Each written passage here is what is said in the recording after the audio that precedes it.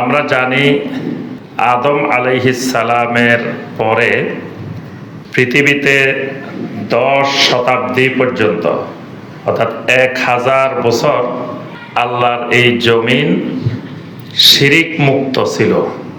এই জমিনটা সম্পূর্ণরূপে ইয়াকুনুদ্দীনু লিল্লাহ, সম্পূর্ণ তাওহীদের জমিন ছিল। আহলুত তাওহীদদের বসবাস ছিল 1000 বছর।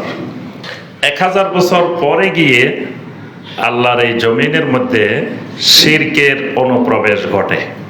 সর্বপ্রথম শিরকের বিরুদ্ধে যেই নবী দাওয়াত নিয়ে পৃথিবীতে আল্লাহ পাক পাঠিয়েছিলেন সেই নবী হইলেন নূহ আলাইহিস সালাম।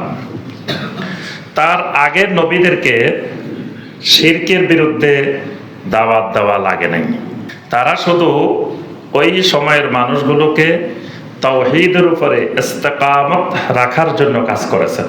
কিন্তু নূহ আলাইহিস সালাম সর্বপ্রথম শিরকের বিরুদ্ধে দাওয়াত দেওয়া শুরু করেছেন। অর্থাৎ তার সময়ের লোকেরাই পৃথিবীতে সর্বপ্রথম শিরকের আমদানি ঘটায়। এখন সেই ধরেন নূহ আলাইহিস সালামের সময় আজ থেকে হাজার হাজার বছর আগে, মাঝখানে কত হাজার হাজার বছর অতিবাহিত হয়ে গেছে, কিন্তু এই শিরিক পৃথিবী থেকে সমূলে আর মূলোৎপাটন হয় নাই। এখনো আছে শিরিক, আবার কিয়ামত পর্যন্ত এটা থাকবে। এবং এক সময় পৃথিবীর সূচনা তাওহীদ দিয়ে, পৃথিবীর সমাপ্তি শিরিক দিয়ে। যতদিন পৃথিবীতে আহলুত তাওহীদ থাকবে, একজনও যখন আহলুত তাওহীদ থাকবে ততদিন কিয়ামত হবে না।